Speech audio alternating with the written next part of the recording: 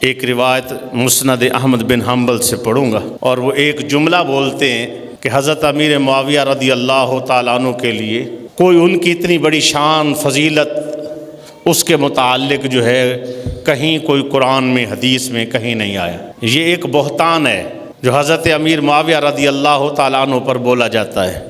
حضرت امیر معاویہ رضی اللہ تعالیٰ عنہ حضور صلی اللہ علیہ وسلم کے نسبتی بھائی ہیں۔ آپ کی ہمشیرہ حضور صلی اللہ علیہ وسلم کے گھر میں ہے۔ جب کوئی اس طرح رشتہ دار ہو جائے کیا وہ فائدہ کوئی ہے؟ وہ سنیے گا۔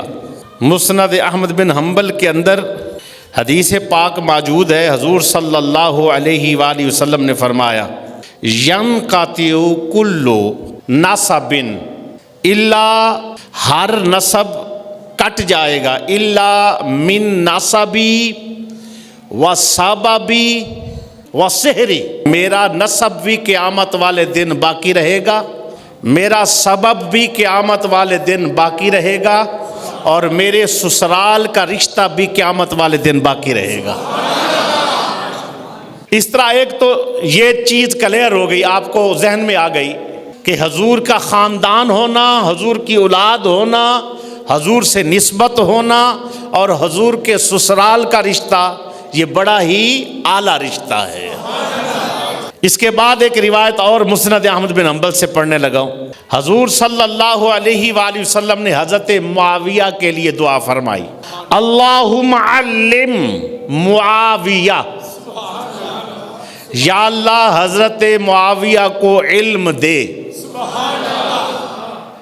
علم معاویۃ الکتاب، قرآن کا علم دے، والحساب، حساب کا علم دے، وقی العذاب، اور یا اللہ حشر کے دن عذاب سے محفوظ فرمانا۔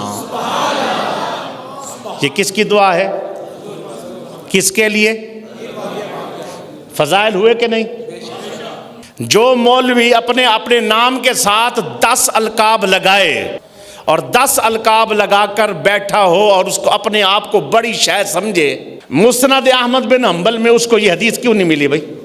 یہ حدیث کی کتاب مسند احمد بن حنبل ہے، حدیث کا بہت بڑا ذخیرہ اس کے اندر موجود ہے، صحیح سند کے ساتھ موجود ہے۔